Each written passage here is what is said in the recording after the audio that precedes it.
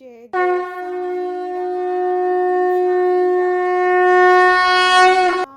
ओम साई राम। श्री साई सच्चरित्र अध्याय 9। तरखड कुटुंब, पिता और पुत्र।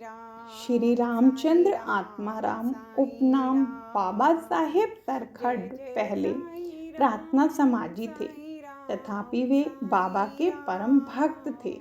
उनकी स्त्री और पुत्र तो बाबा के एक निष्ठ भक्त थे। एक बार उन्होंने ऐसा निश्चय किया कि पुत्र व उसकी माँ ग्रीष्मकालीन छुट्टियां शिरडी में ही व्यतीत करें, परंतु पुत्र बांद्रा छोड़ने को सहमत न हुआ। उसे भय था कि बाबा का पूजन घर में विधि पूर्वक न हो सकेगा, क्योंकि पिताजी प्रार्थना समाजी हैं और संभव है कि वे श्री साईं बाबा के पूजनादि का उचित ध्यान न रख सकें।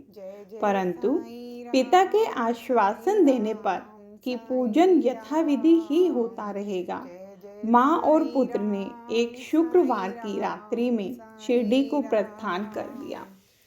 दूसरे दिन शनिवार को श्रीमान तरखड ब्रह्म मुहूर्त में उठे और स्नान आदि कर पूजन प्रारंभ करने के पूर्व बाबा के समक्ष साष्टांग दंडवत करके बोले, हे बाबा, मैं ठीक वैसा ही आपका पूजन करता रहूंगा जैसे कि मेरा पुत्र करता रहा है, परंतु कृपा कर इसे शारीरिक परिश्रम तक ही सीमित न रखना।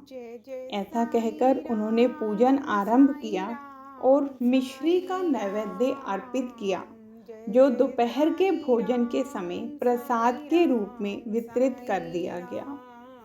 उस दिन की संध्या तथा अगला दिन इतवार भी निर्विघ्न व्यतीत हो गया।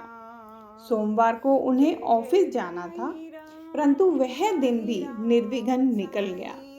श्री तरखड ने इस प्रकार अपने जीवन में कभी पूजा न की थी।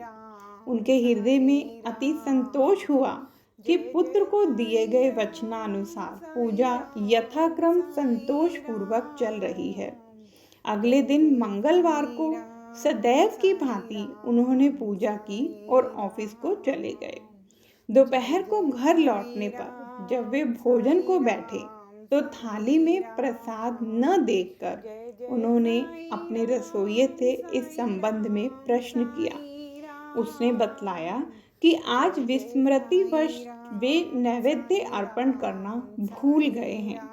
यह सुनकर वे तुरंत अपने आसन से उठे और बाबा को दंडवत कर क्षमा याचना करने लगे तथा बाबा से उचित पथ प्रदर्शन न करने तथा पूजन को केवल शारीरिक परिश्रम तक ही सीमित रखने के लिए उल्हाना देने लगे।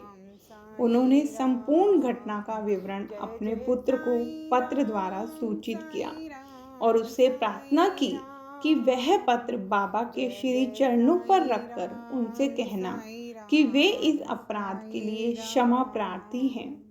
यह घटना बांद्रा में लगभग दोपहर को हुई थी और उसी समय शिरडी में जब दोपहर को आरती प्रारंभ होने ही वाली थी कि बाबा ने श्रीमती तरखड से कहा, माँ, मैं कुछ भोजन पाने के विचार से तुम्हारे घर बांद्रा गया था। द्वार में ताला लगा देखकर भी मैंने किसी प्रकार गृह में प्रवेश किया, परंतु वहां देखा कि भाऊ मेरे लिए कुछ भी खाने को नहीं रख गए हैं, अतः मैं भूखा ही लौट आया हूँ।